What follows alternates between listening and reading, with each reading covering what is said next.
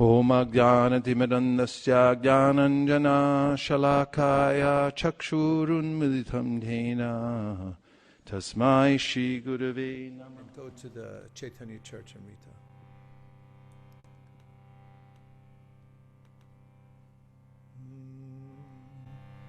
Apani Shri Krishna Jari Karina Avatar Apani Achari Bhakti Karina Prachar.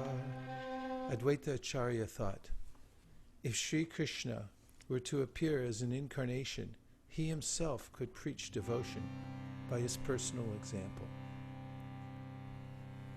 Nam binu kali kale dharma nahi aro kale kale kaiche habe Krishna avataro. In this age of Kali, there is no religion other than the chanting of the holy name of the Lord.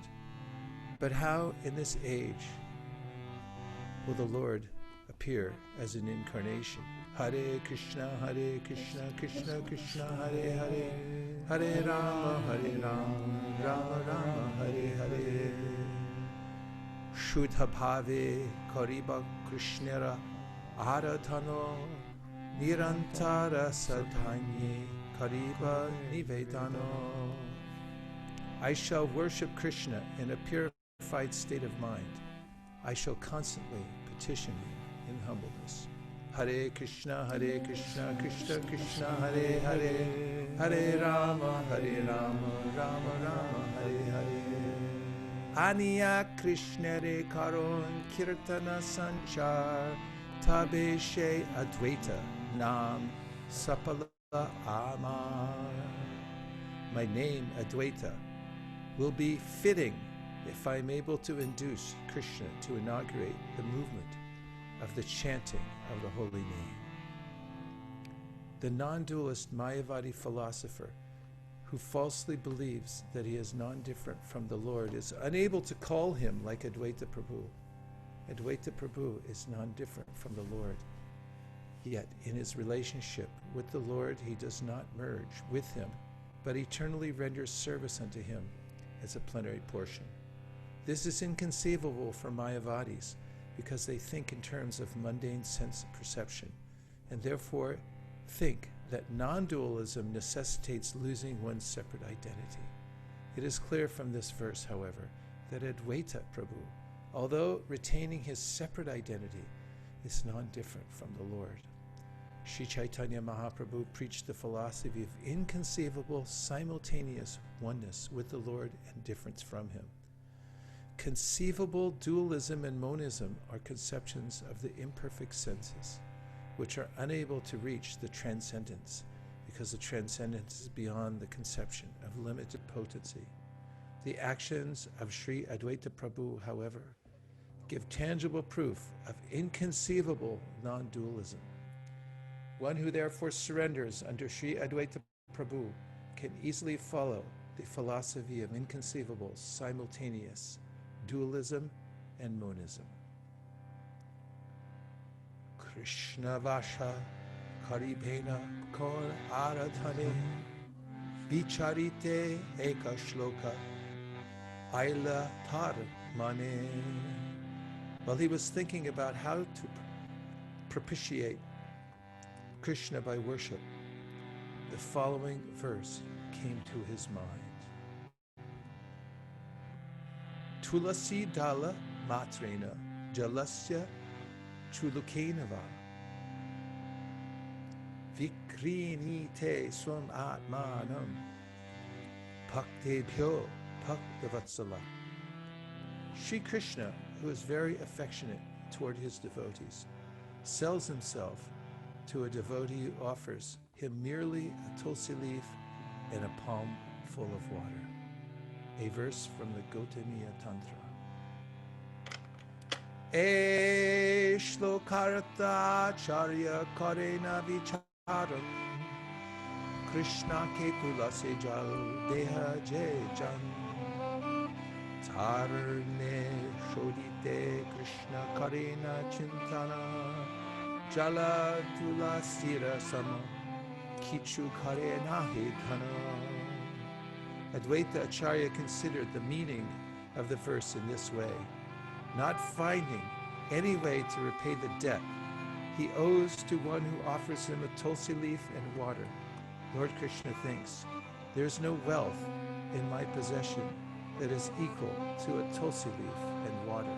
Hare Krishna, Krishna Krishna, Hare Hare, Hare Rama, Rama Rama, Hare Hare. Tabe ana, HG Kare, Rinera Shodhan, Ete Bhavi Acharya Karena Arodhan.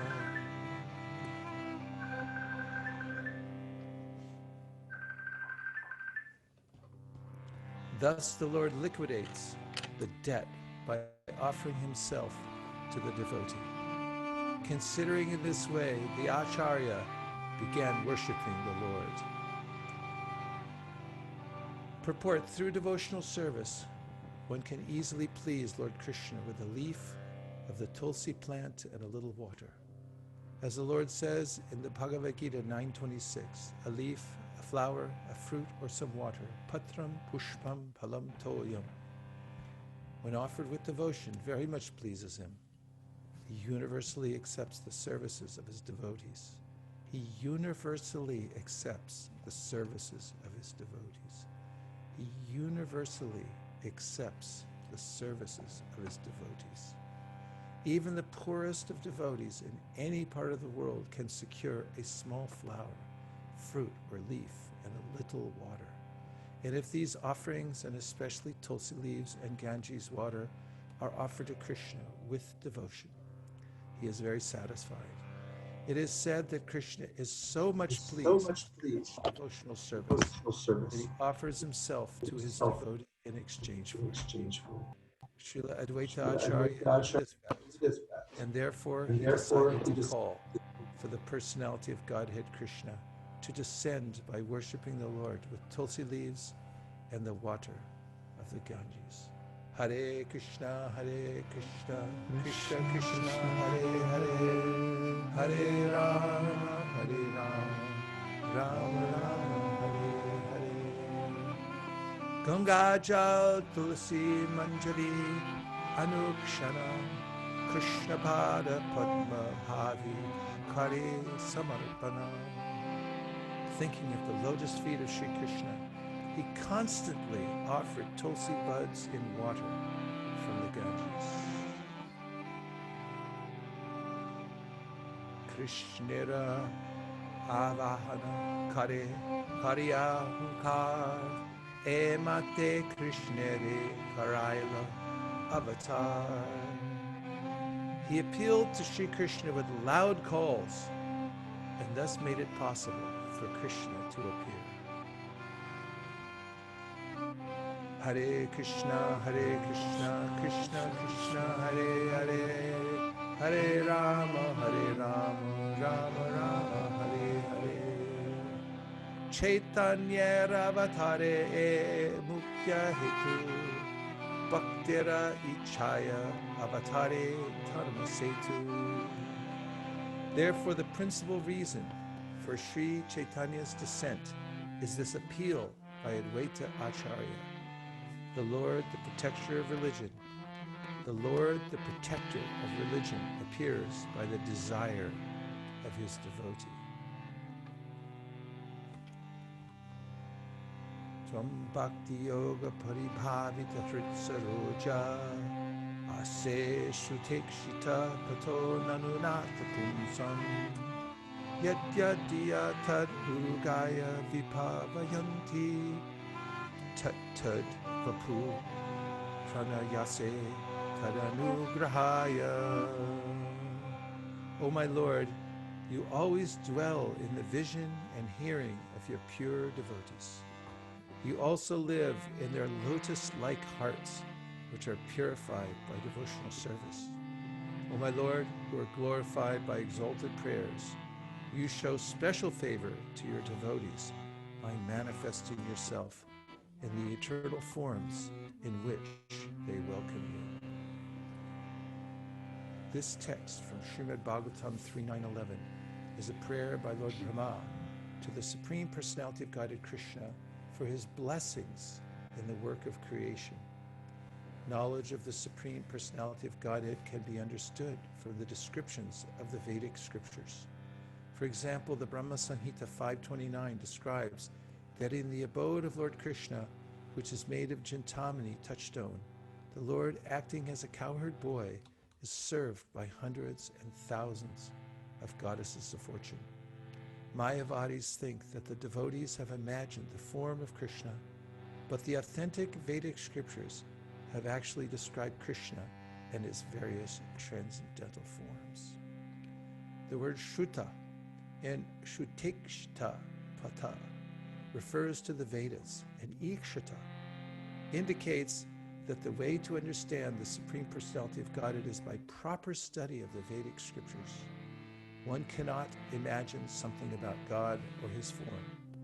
Such imagination is not accepted by those who are serious about enlightenment.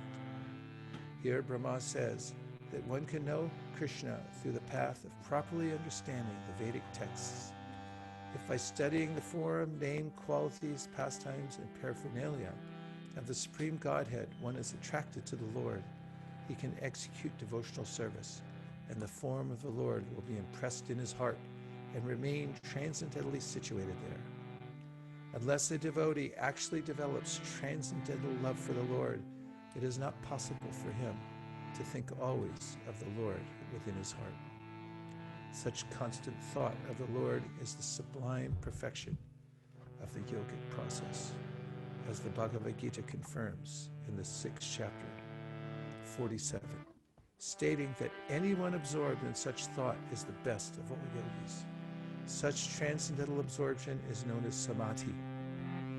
A pure devotee who is always thinking of the Supreme Personality of Godhead is the person qualified to see the Lord. One cannot speak of Udaya, the Lord who is glorified by sublime prayers, unless one is transcendentally elevated. The Lord has innumerable forms, as the Brahma Samhita confirms, Advaitam, Achyutam, Anadhim, Anantarupam. The Lord expands himself in innumerable Shramsha forms. When a devotee hearing about these innumerable forms becomes attached to one and always thinks of him, the Lord appears to him in that form. Lord Krishna is especially pleasing to such devotees, in whose hearts he is always present because of their highly elevated transcendental love. Hare Krishna, Krishna Krishna, Hare Hare, Hare Rama, Hare Rama, Rama Hare Hare. Eshlokera arto kahi shankepayera sar, bhaktira ishaya krishnera sarva avatar. The essence of the meaning of this verse is that Lord Krishna appears in all his innumerable eternal forms because of the desires of his pure devotees.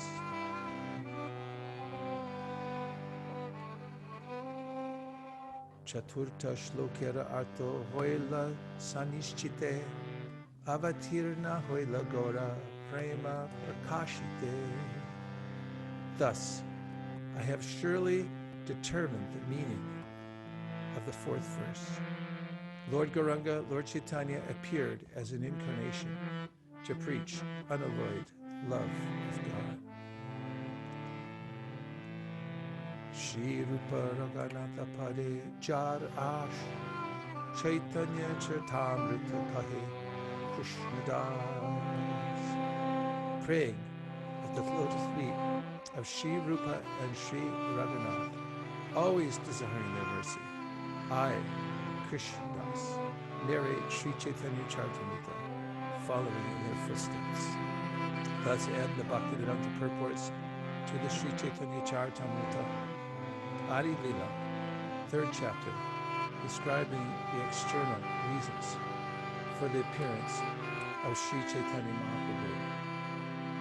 Hare Krishna, Hare Krishna, Krishna Krishna, Hare Hare, Hare Rama, Rama Rama,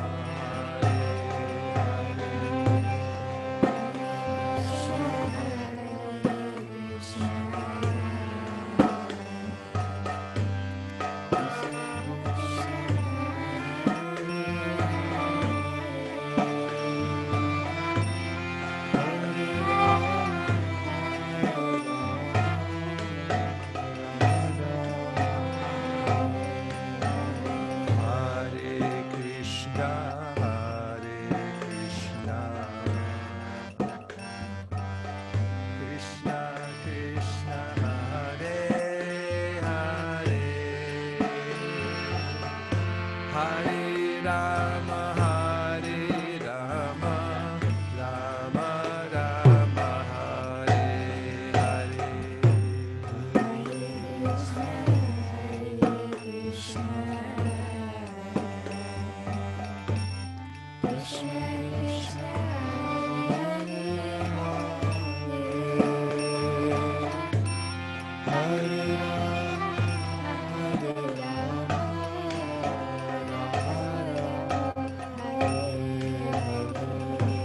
Hare Krishna, Hare Krishna,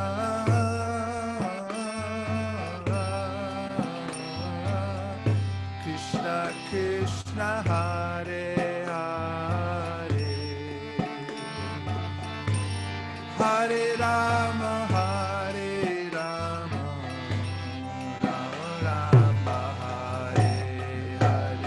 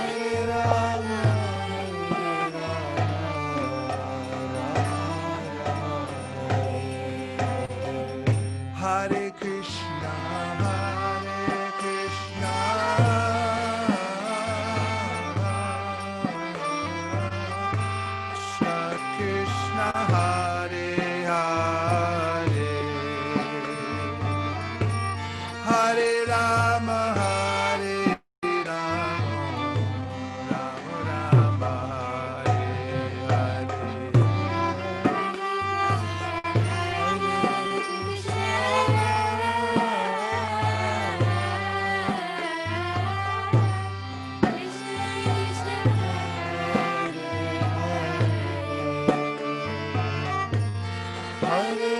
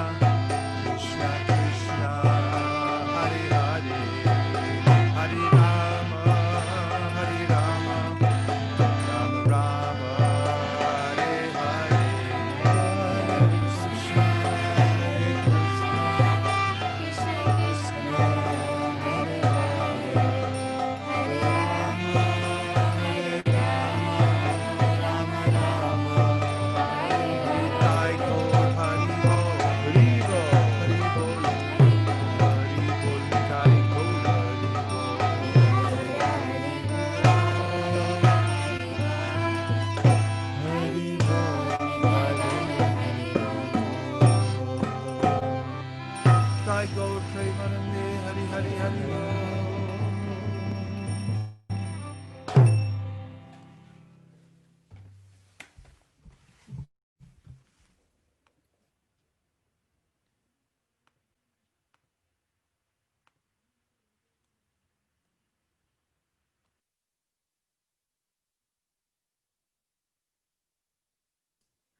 Let us, for a moment, go back to any of the points that you noticed that inspired you from the purports or any of the verses so that we can discuss them a little bit.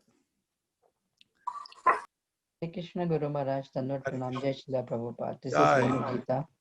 Hare Krishna. Hare Krishna Guru. The point that stuck to me was when Advaita Acharya was calling for Krishna with the Tulsi leaf and Ganges water. It was stuck because I feel that when we have that urge, that sincerity of calling him, he will definitely come. Yes. It's the quality of the devotee's devotion that attracts Krishna. So if somebody's without any wealth to offer to Krishna, or even if one does have it, the sincerity is the potent active ingredient that is the effective way to attract Krishna's attention. Thank you very much. Thank you very much. Any other points?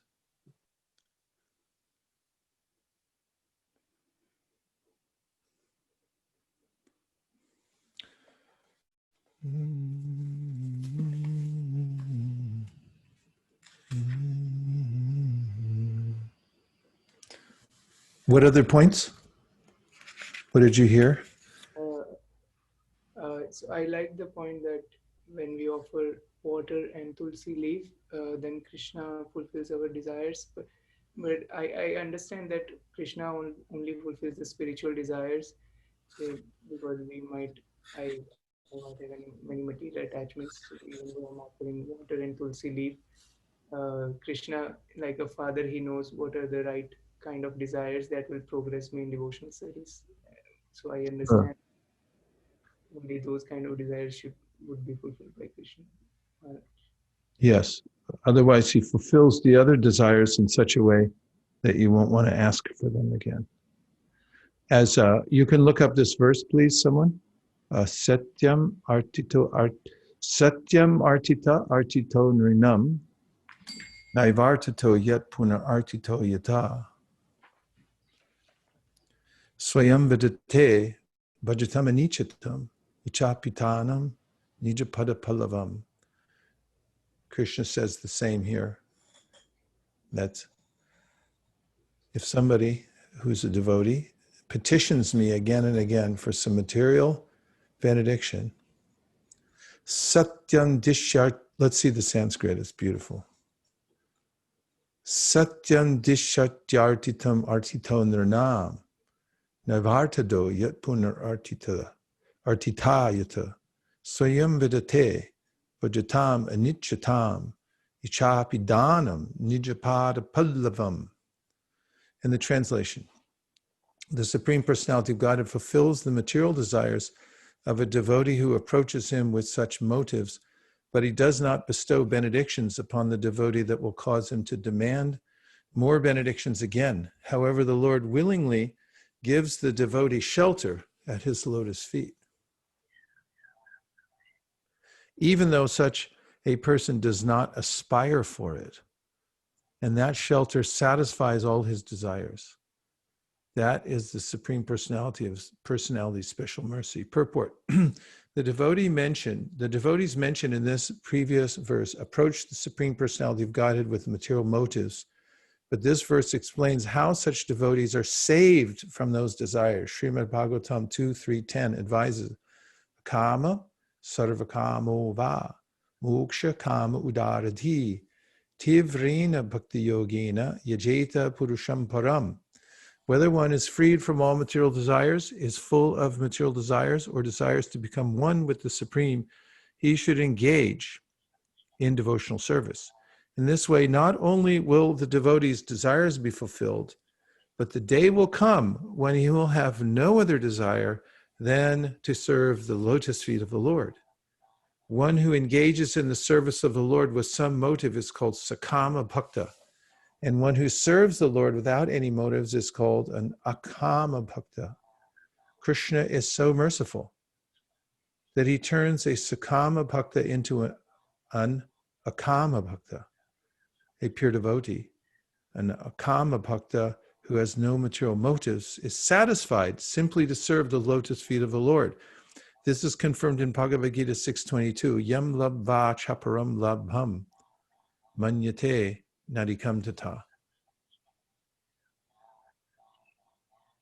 There's a chanting going on, which is fine, except for it's at the same time. If one engages in the service of the lotus feet of the Lord, he does not want anything more. This is the highest stage of devotional service. The Lord is so kind even to a sakama bhakta, a motivated devotee, that he satisfies his desires in such a way that one day he becomes an akama bhakta. Dhruva Maharaj, for example, became a bhakta with the motive of getting a better kingdom than that of his father, but finally he became an akama bhakta and said to the Lord, Swamin kritartos mi varam nayache. My dear Lord, I am very satisfied simply to serve your lotus feet. I do not want any material benefits.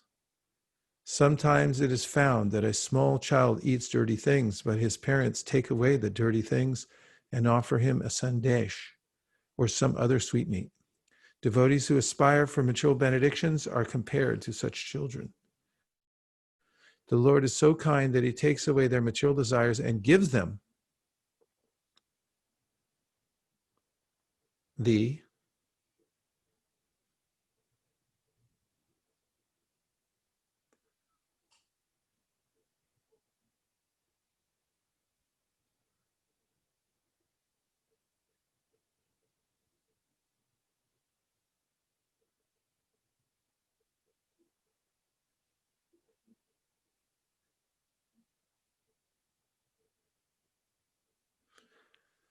The Lord is so kind that he takes away their material desires and gives them the highest benediction. Therefore, even for material motives, one should not worship anyone other than the Supreme Personality of Godhead. One must fully engage himself in the devotional service of the Lord so that all his desires will be fulfilled, and at the end he can go back home, back to Godhead. This is explained in Caitanya Caritamrta, Madhya 22, 37 through 39 and 41 as follows. Anya kami. A devotee may desire something other than the service of the lotus feet of the Lord. Jadi kari krishnara bhajana. But if he engages in the Lord's service, na mahagiteha krishna tari dino swacharana. Krishna gives him shelter at his lotus feet, even though he does not aspire for it. Krishna kahe, the Lord says, Ama bhaje, he is engaged in my service. Mage bishai suk, but he wants the benefits of material sense gratification. Amrita chadi bisha mage. Such a devotee is like a person who asks for poison instead of nectar. E badu murk, that is his foolishness. Ami vigna. But I am experienced. E murke bishaya kene dibo. Why should I give such a foolish person the dirty things of material enjoyment? Swacharanamrta. It would be better for me to give him shelter at my lotus feet. Bishaya bhuja bhulaiba. I shall cause him to forget all material desires. Kama lagi Krishna bhaje. If one engages in the service of the Lord for sense gratification, pai Krishna rashe, the result is that he ultimately gets a taste for serving the lotus feet of the Lord. Kama chadi das hoite hoi abilashe. he then gives up all material desires and wants to become an eternal servant of the Lord.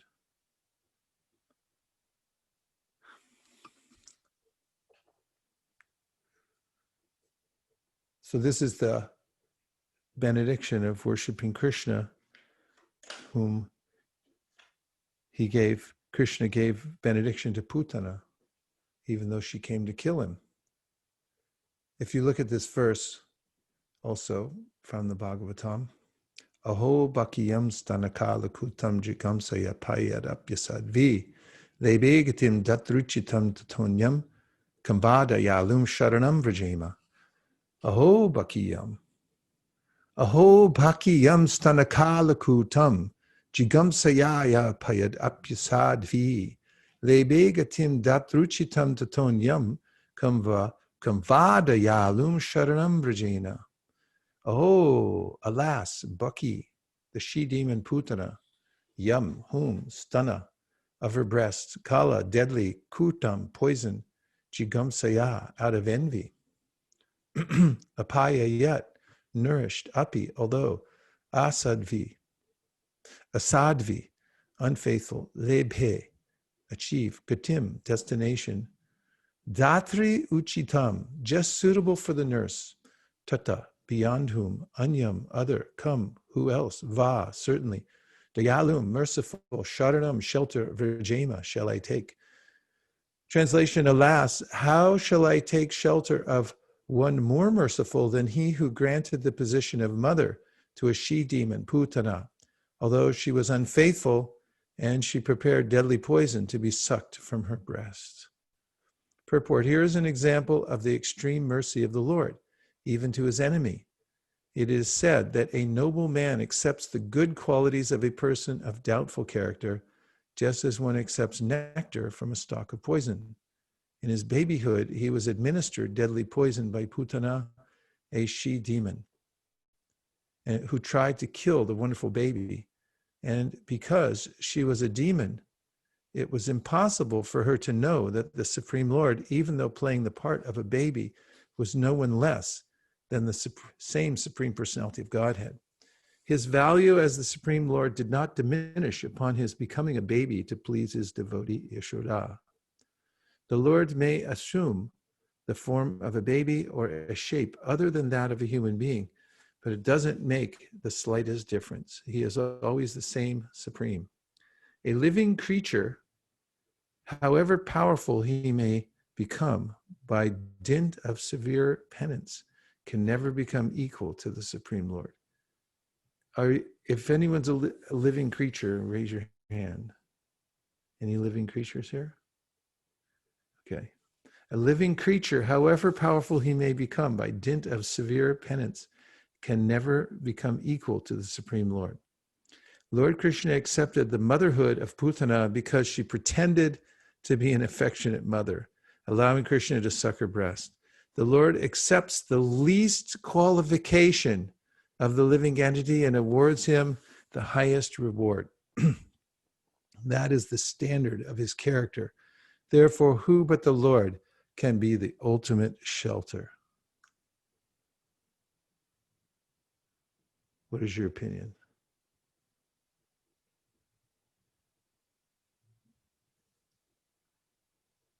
Anyone?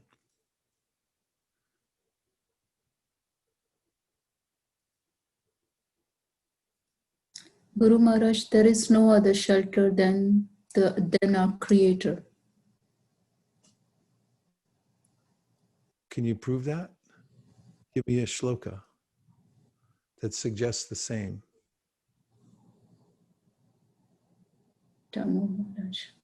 Someone give me a quintessential verse that is very, very beautiful that we can chant right now to remember how Krishna is the shelter of the entire cosmic manifestation. Aham sarvasya prabhavo mata sarvam pravartate itimadva jante man buddhavava samamitaha. 10 points. Please give us the idea of the translation. Yeah. Say it from just a summary. Yeah, I'm the origin of everything emanates from me. or the material and spiritual, and the sage that know that they worshiping me with love and affection. Ooh, that's nice. That's a very good one. Thank you very much, and good to see you. Jai Guru Maharaj. Thank you. Let's see who else has another verse about taking shelter of God. Dhanavari, please accept. Hare Krishna, please accept my humble obeisances to you. Jai Srila Prabhupada. I remember one from 1515, Sarvasya Chaham Radisannivishto Mata Smriti Gnanam Apohanam Cha Vedesya Sarveham Eva Vedyo Vedanta Veda Davideva Chaham. Yes, and the meaning? The meaning is I'm in living, I'm in heart of all living entities. I can give them memory and I can give them forgetfulness as time comes. Sorry. Yeah. That's all I know. Okay. That verse, Sarvasya Chaham Hridi Sanivishto. Sanivishto means having entered or existing within the heart. Sarvasya, all of them. Sarvasya Cha Aham. I have entered within the heart of every living entity. Matak Smitir Gyanam. So he then says, I give knowledge, remembrance, and forgetfulness to the living entity. So whatever is coming into our awareness or going out of our awareness is all coming by the grace of the Supreme Personality of Godhead. And he's fulfilling the desire of the living entity. For instance, if someone wants to become an atheist, then Krishna gives knowledge to that person how to become a really good atheist and write books about atheism and so forth. And then he says that I am the compiler of the Vedanta. I know the Vedas. I'm the source of the Vedas. Indeed, I compiled them. Who can tell me what verse I'm thinking of right now about taking shelter of Krishna? Yes, I knew you'd get it, Shamarupa. You're so smart. Say that verse, would you please? Sure. Samashritaye padapallava plavam mahat padam punna yasho murare bhabam buddhir vatsa padam param padam padam padam yad vipadam natesham. Fantastic. Just give us an idea for the verse. Give us the bhav, the feeling of the verse, and the summarized meaning. So, Samashrita meaning taking shelter of Pada Pallava Plavam, that lotus feet which is like flower buds, and Mahat Padam. Mahat Padam means total material creation. Mahat Padam Punna Yasho Murare.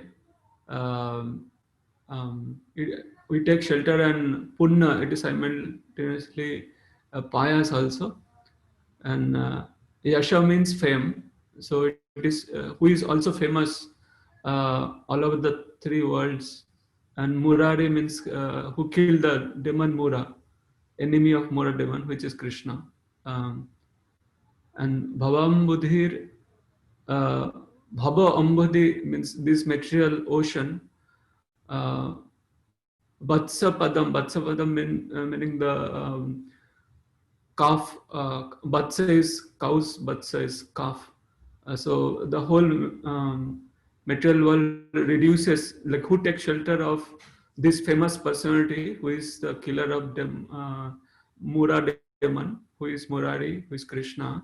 If we take his shelter, then the whole material world, the suffering reduces to Vatsapadam, that is calf's footprint.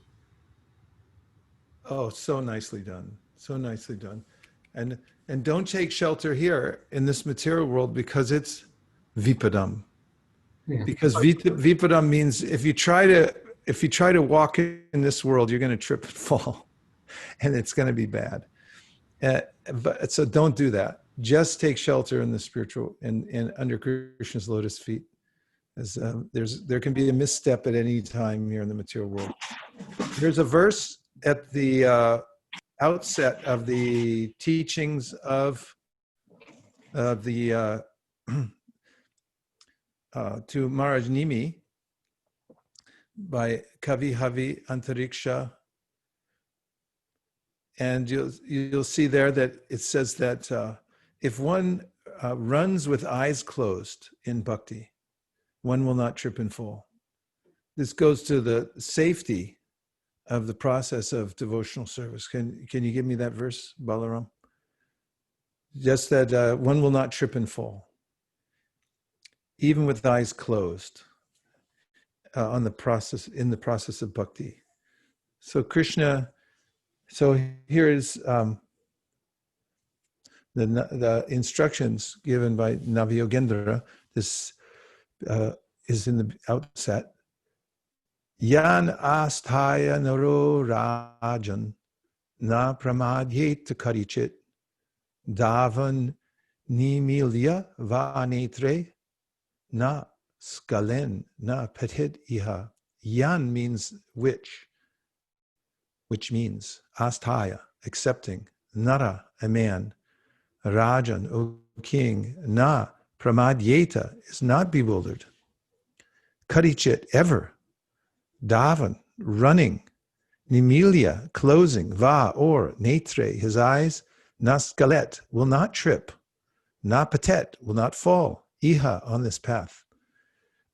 Translation, O king, one who accepts this process of devotional service to the Supreme Personality of Godhead will never blunder on his path in this world.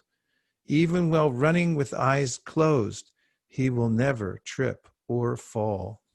Purport. According to Srila Sridhar Swami, the word agya, easily, anja, easily, which is used in the previous verse, is explained in this verse. He says, anja paden roktam su karatvam vivrinoti. By the word anja, the ease of performing bhakti yoga is established, and this will be elaborated in the present verse. In Bhagavad Gita 9.2, the Lord himself states, pratyakshavagam dharmyam susukam kartum avyayam. The process of devotional service to the Supreme Personality of Godhead is eternal, and it is very joyfully and naturally performed. Srila Prabhupada comments, the process of devotional service is a very happy one. Why? Devotional service consists of Shravanam, Kirtanam, Vishnu. So one can simply hear the chanting of the glories of the Lord, or can attend philosophical lectures on transcendental knowledge given by authorized acharyas. Simply by sitting, one can learn, then one can eat the remnants of the food offered to God, nice palatable dishes. In every state, devotional service is joyful. One can execute devotional service even in the most poverty-stricken condition. The Lord says, patram pushpan palam. He is ready to accept from the devotee any kind of offering, never mind what.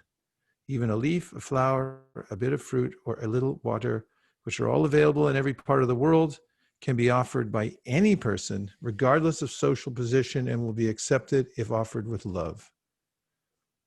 There are many instances of this in history.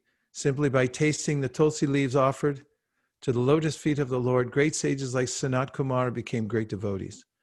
Therefore, the devotional process is very nice, and it can be executed in a happy mood.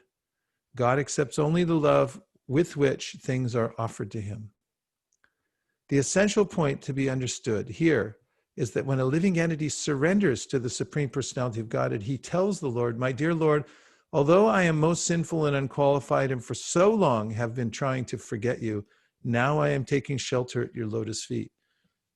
From this day on, I am yours. Whatever I possess, my body, mind, words, family, riches, I'm now offering at your lotus feet. Please do with me as you like. The Supreme Lord Krishna has repeatedly given assurance in Bhagavad Gita that he will protect and redeem such a surrendered living entity, bringing him back home, back to Godhead for eternal life in the Lord's own kingdom.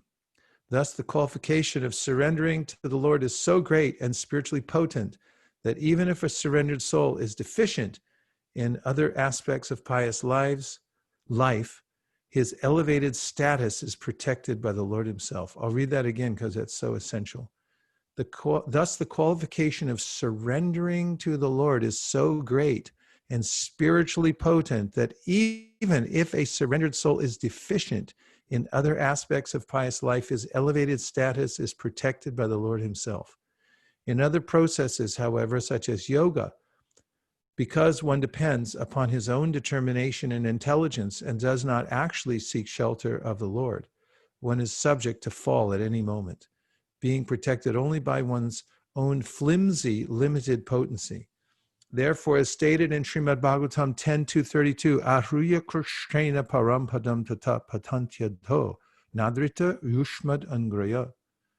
If one gives up the shelter of the lotus feet of the Supreme Lord and instead tries to advance in the yoga process by one's own determination, or if one tries to make progress in knowledge by one's own speculative power, surely one will eventually fall again to a mediocre material platform, having no protection other than one's own fallible strength. Isn't that a scary proposition, to fall to a mediocre material platform? There's nothing worse than mediocrity.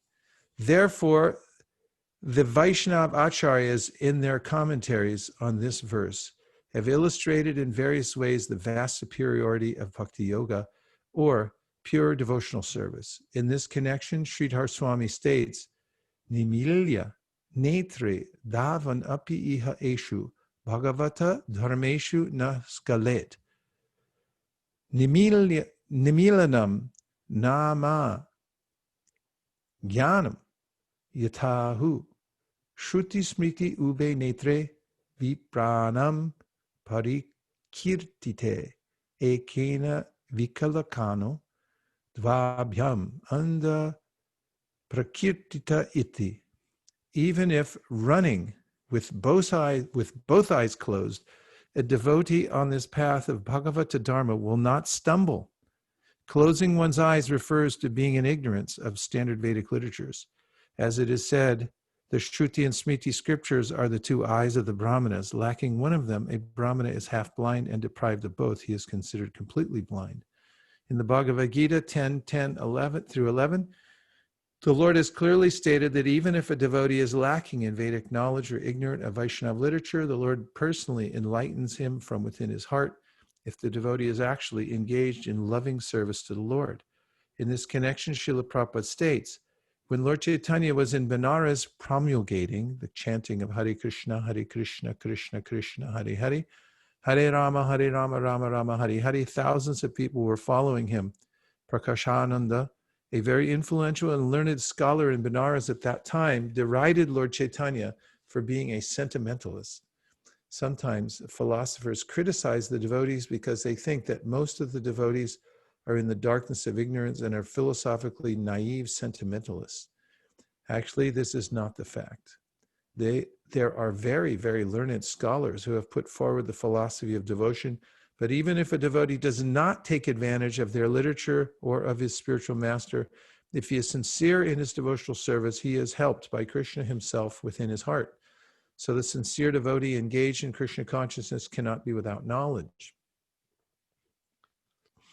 The only qualification is that one carry out devotional service in full Krishna consciousness. Yet this facility given by the Lord cannot justify unauthorized concoctions put forward about the process of devotional service in the name of spontaneous devotion. In this connection, Srila Vishwanath Chakravarti Thakur has stated, Bhagavat praptyartam pratan marga karanam tvati dushanavaham eva. If one manufactures his own process of devotional service for the sake of attaining the Supreme Lord, such a concoction will cause total ruination. Srila Vishwanath Chakravarti Thakur goes on to quote, Shruti Smriti Paranadi Pancharatra Vidimbina Aikantiki Harer Bhaktir Utpathaya Kalpate. If one's so-called unalloyed devotion to the Lord Hari does not take into account the regulations of the Shruti, Smriti, Puranas, and Pancharatra.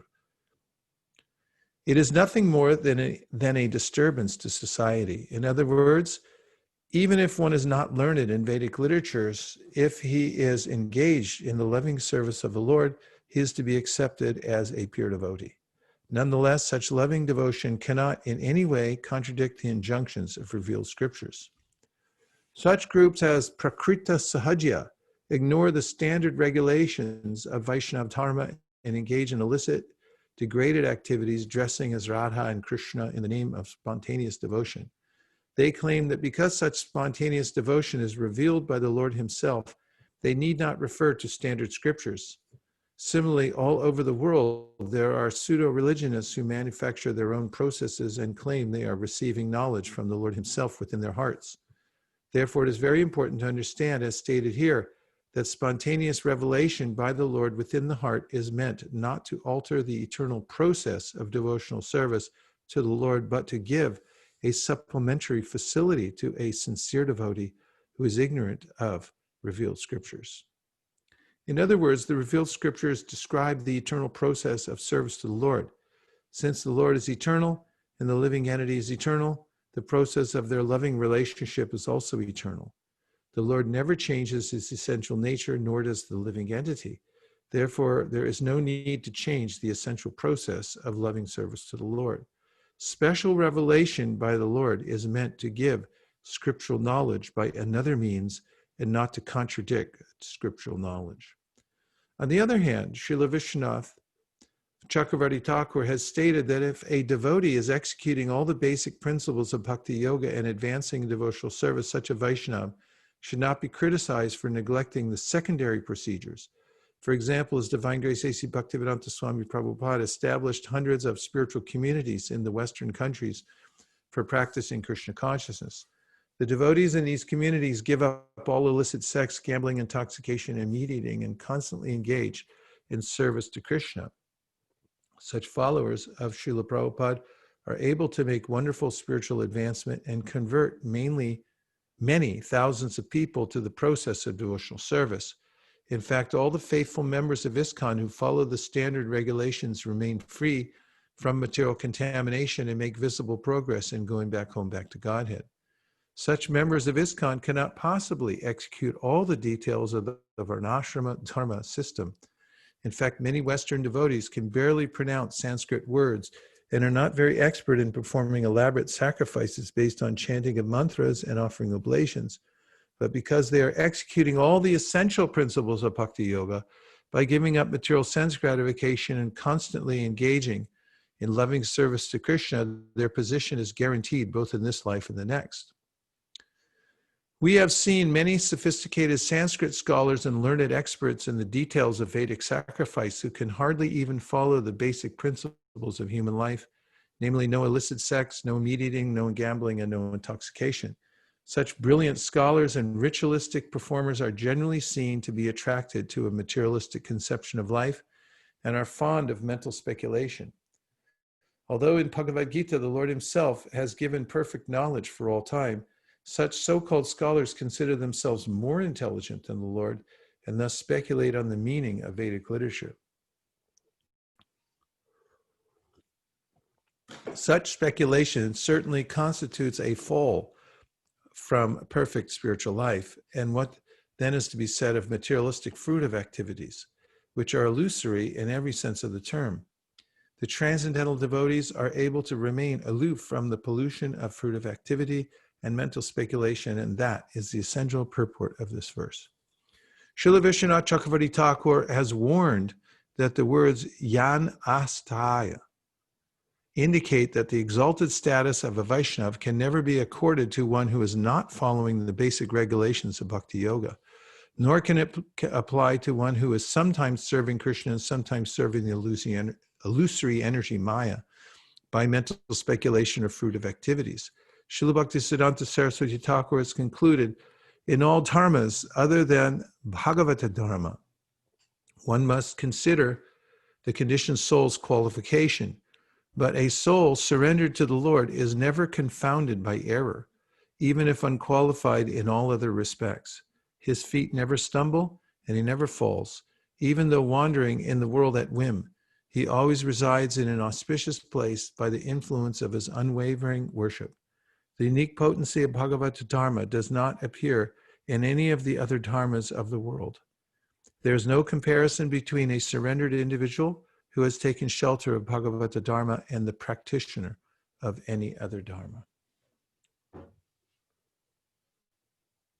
Okay, so there's a question here. Sundarananda, Prabhu, we have deep-rooted shelters we may take in this material world just by conditionings. So to transfer that shelter to Lord Krishna, let's see. We have deep-rooted shelters we take in this material world just by our conditionings. So to transfer that shelter to Lord Krishna, will that happen gradually as we continue to perform devotional service? It can happen gradually, or it can happen by one's own will immediately. If you look at 1866 in the Bhagavad Gita, Srila Prabhupada explains this. At every step, there's opportunities to surrender more. Of course, we have to take those opportunities also. That's why there's an admonition given in the Padma Purana in chanting the holy name of the Lord that one shouldn't maintain material attachments, even after understanding so many instructions on the matter. That's why I advocate making a list of VLCs, voluntary life changes, because you can do this the easy way or the hard way. The easy way is to decide ahead of time, preemptively, which things I want to voluntarily take to, and say, Krishna, please help me to do this. Become more aware of it and more conscious of what are the ways that I need to surrender more. And by Krishna's grace, we can overcome them, but we should pointedly ask Krishna to help us in such ways. So that's kind of a combination. And the more that we are consciously aware that the goal is to surrender to Krishna and not hold on while we're performing devotional service to material desires, then the more we can advance in devotional service. That's why those who have obviously given up material desires are more honored in society. All devotees are honored, but those, for instance, Krishneti yasya giritam manasadriyeta dikshasti chet pranati bishta cha bhajanta misham shushushaya bhajana vignamananyamanya nindari shunya hridamipsita sangalabhya.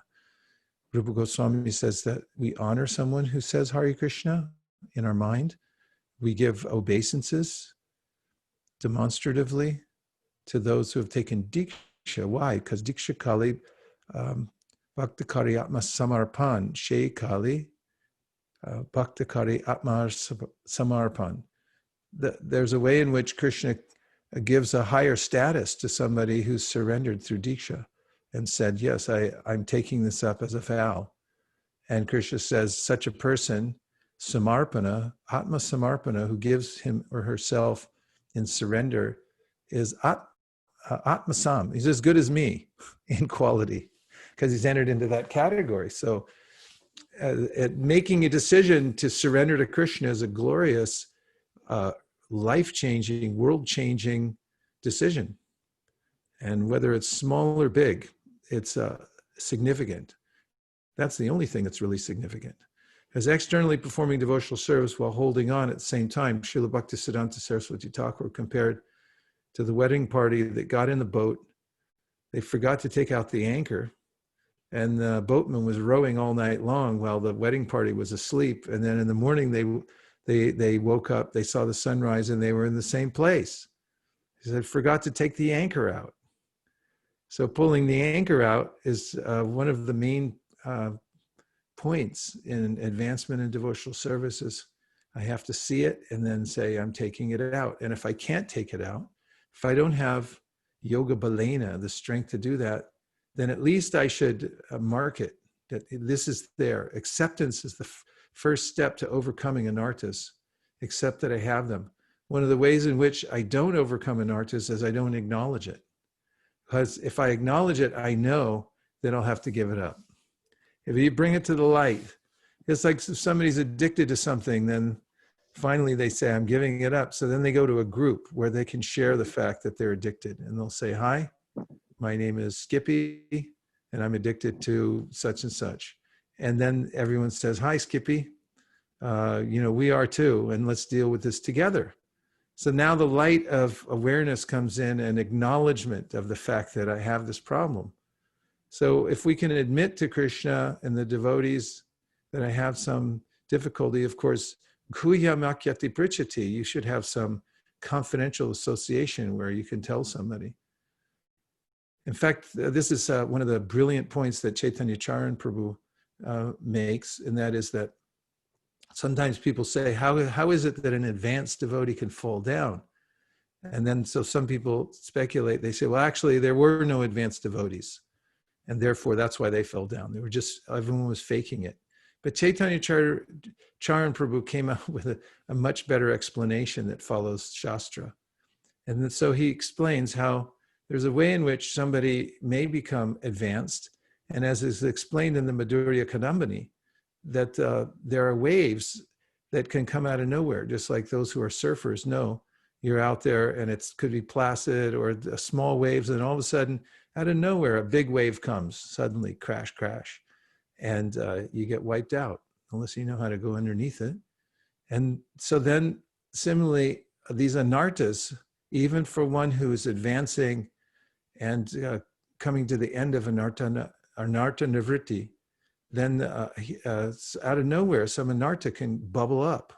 After all, there's millions of impressions there within the chitta from millions of lifetimes.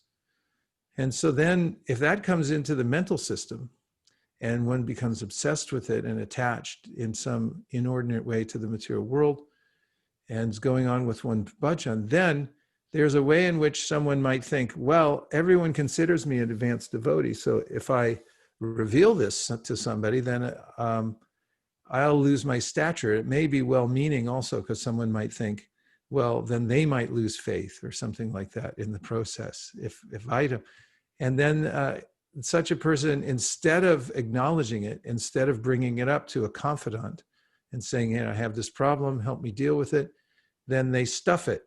And then they become overwhelmed by it because they weren't able to acknowledge it and bring it out and deal with it properly through devotee association, through praying to Krishna openly, and so forth. And then they become consumed by it, and then they may have to experience some kind of a setback. And then, of course, they can reset and say, okay, what brought me here in the first place? And let me now start over again and humbly approach Krishna. And then such a person can regain status, their original status in devotional service, by constantly chanting Hare Krishna and being very humble. But this is one of the ways in which somebody can fall down who's advanced or reached an advanced stage in devotional service. So at every stage, all the way up till seeing Krishna face to face, we have to be very careful, because the residual effects of previous offenses, says Vishwanath Chakravarti Thakur and Madhurya Kadambini, persist all the way till prema and seeing Krishna face to face. There's some semblance there of the residue of semblance and residue. Okay, so there's some residue there all the way to the end that can cause us some difficulty. So Prabhupada writes in one of his purports in the Bhagavatam that not only should we perform devotional service, but we should also be careful. He says it's a regulative principle that one should not fall down. So we should be careful as we're performing devotional service, and part of being careful is to consider that at any time I can fall down, and therefore I should have safety checks all the time with devotees who I know well, who can help me process these things. And also when there's anartas, to deal with them as soon as possible and bring them up to Krishna. And say, Krishna, I'm being tossed this way and that way. Could you please help me with this anarta? I don't have the strength to do it, but because I'm admitting it to you, now I give you permission to please help me in some way to get rid of it. Hare Krishna. Hare Krishna. Prabhu, may I ask a question, Prabhu? Oh, yes. Hare Krishna. Accept my humble obeisances, Prabhu. Prabhu, the question is from the morning's chanting japa.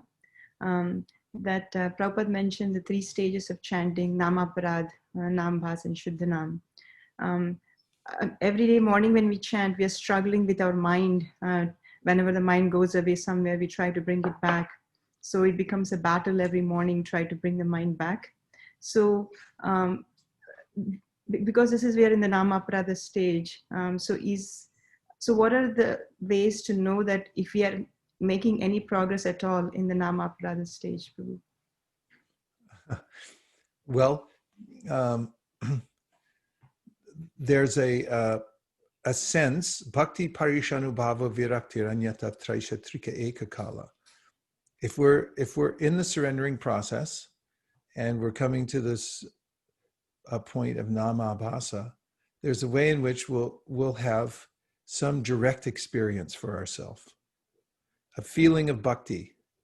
As Prabhupada, as the servants of Prabhupada wrote in that last purport we were reading, that there's a way in which we're, both the Lord and we are transcendental. And once that the fog and the clouds, which are blocking the holy name, start to lift a little bit, we'll naturally feel that devotion. It's self-effulgent. So bhakti is the first thing we'll feel, like, oh, Krishna, I'm yours. I'm your servant. I want to be with you. And then bhakti anubhava means we have direct perception. We have direct perception of Krishna. So you're chanting and you start to see Krishna in his name. You hear it. You hear Krishna before you see it. And Prabhupada describes in the Caitanya caritamrta purport that one will start to hear the name as unique. It's not like any other sound that you hear. It becomes fascinating to the devotee, and one starts to feel, oh, the presence of the Supreme is here in the sound of the name, and becomes interesting. And then bhakti parishadubhava virakti anyata traisha trika ekakala. So these 3 things happen automatically. And what's the third? The third is that that one becomes feels uninterested in the activities of the material world. It's not restraint, but a kind of sense of like, ew, I'm not into it. Not even ew, because that's like kind of a sense of repulsion, but just like it fades. The interest in material sense gratification fades. Like, why would I do that? For those who have come to the stage of sattva-gun, eating an animal, they'd rather eat a piece of wood or something like that. It's not like they walk past a restaurant and they think, oh, if I could only have a taco or something like that. They're repulsed by the idea. It's not interesting. Well, they're repulsed and they're just not interested anymore. So that's the sense that starts to come in when tada rajastamo bhava kama lobhadayaschaye cheta iter anavidam stitam sattve prasidati. That the Prabhupada said the pinching that comes from these lower modes was going, you got to do this now. And they're like, not again. Except, yep, again, go do it. And it starts to lessen. And then also there's these various signposts when one's coming to Nishta that begin to show up. And that is that one's not sleepy anymore. There's a way in which when you start to hear and chant, if you hand anybody a Caitanya Charitamrita, said, could you read me, 3 purports? And as soon as they grab the book, although they weren't sleepy before, as soon as they pick up the book, then, or, they start yawning. This is the kind of like the false ego is going, ew, I don't want to talk about Krishna. I want to talk about me. And so then that sleepiness goes away. And it's like, I'm actually interested in this. That's a good sign. I'm interested in the holy name. I'm interested in hearing about Krishna's pastimes and instructions. And then there's a way in which one doesn't become distracted anymore. When the distraction starts to go down and the attraction, think about the word distraction. It's like opposite of attraction. And what's attraction? Krishna. He means attraction. I mean, where else would you be attracted except for the source of all beauty? So this distraction means I really don't like Krishna that much because I'd rather look at something else. So when that starts to lessen, then we have this, we'll notice for ourselves. And then that the kind of non-interest in devotional service that comes when I'm not sleepy at all and I don't have any distractions whatsoever, but I'm just, that's all right. I don't want it. And then there's the innate kinds of qualities of lust, anger, greed.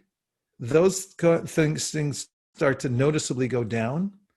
And also the way in which the senses interact with the environment becomes noticeably different.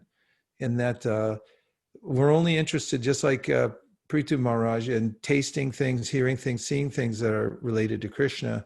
Other things become non-interesting. There's no flavor in it.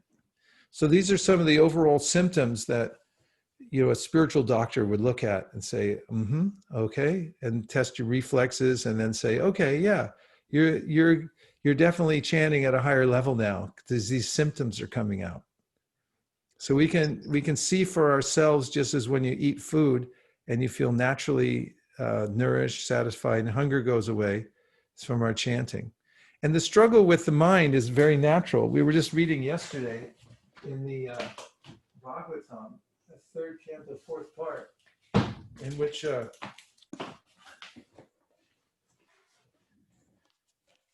this is listen to what Devahuti says. First of all, very well, when she starts talking to her son, asking for advice, she says, I'm sick and tired of this. I'm sick and tired of the disturbance of my senses. So this is a good sign for devotees that, okay, that's enough. Enough's enough. That's a good one. Enough's enough. That's it. I can't stands no more, Papa used to say. And then Devahuti says here in the Bhagavatam, my dear, to Kapila Dev, my dear Brahmana, does material nature ever give release to the spirit soul? Since one is attracted to the other eternally, how is their separation possible? As there is no separate existence of the earth and its aroma, or a water and its taste, there cannot be any separate existence of intelligence and consciousness. Hence, even though he is the passive performer of all activities, how can there be freedom for a soul as long as material nature acts on him and binds him? Even if the great fear of bondage is avoided by mental speculation and inquiry into the fundamental principles, it may still appear again, since its cause has not ceased. And here's Kapila Dev's suggestion. He says to Devahuti, one can get liberation by seriously discharging devotional service unto me, and thereby hearing for a long time about me or from me. By thus executing one's prescribed duties, there will be no reaction, and one will be freed from the contamination of matter. So Prabhupada says in his purport, this serious devotional service can develop by hearing for long periods of time. Chanting and hearing is the beginning of the process of devotional service. One should associate with devotees and hear from them about the Lord's transcendental appearance, activities, disappearance, and instructions, etc. So I think that modifier, long time, here for a long time, is important for us. Don't get discouraged. You're right in the thick of it, but just keep taking the medicine. And if Devahuti feels frustrated, how should we feel in Kali Yuga? But we should also feel great encouragement, because everything we've heard so far today is that everything goes in our favor. It's just like if you're going into a court and you're wondering, am I going to win the case or not? And then someone comes up and goes, don't worry, the judge really likes you and he knows your family. And, I know what he's going to say, then you'll feel some relief. So, we're implicated here in the material world, and you were going into court, and take shelter of the judge. It's like, okay, what's been done is done. I can't undo it now. I just have to take shelter of the judge. That's sarvadharma parityaja. And it's like, well, what's the judge going to say? Is he going to throw me into hell forever? And then we hear the voice of all the sadhus coming up, said, don't worry about it. He really likes you, because of what you've done. You did some heroic act. What did I do? He said, well, you joined, you joined in the process of devotional service. That's all. It's like, yeah, he really likes that. So, we should feel encouraged by all this and know that wherever we are in devotional service, I mean, look at Putana. She came to kill Krishna. You're not doing that. You're trying to chant and lean into it. And so it's obvious that the struggle with the mind is going to be onerous. So don't worry about that either. Just dedicate to the process and be devoted to the process. And in due course of time, Vishwanath Chakravarti Thakur says, just like on a tree, you have to wait till it grows up. And then you have to wait till the branches get fleshed out. And then you have to wait till the little buds, the flowers come, and you might go, hurry up, hurry up, hurry up. And you can't bully a tree and say, give me fruit now. I want it now. You have to wait. So if you know that the quality of the seed and the tree is powerful, then just take shelter of that and stay in the process and take shelter of aho bhakiyam stanakala kutam. Even if you wanted to poison Krishna and you kept chanting, he'll still save you. Hare Krishna. Nachari Armarman, Nachari Armarman, Nachari Armarman, Nachari Armarman, hey, Nachari Armarman, Nachari Armarman, Nachari Armarman, Nachari Armarman.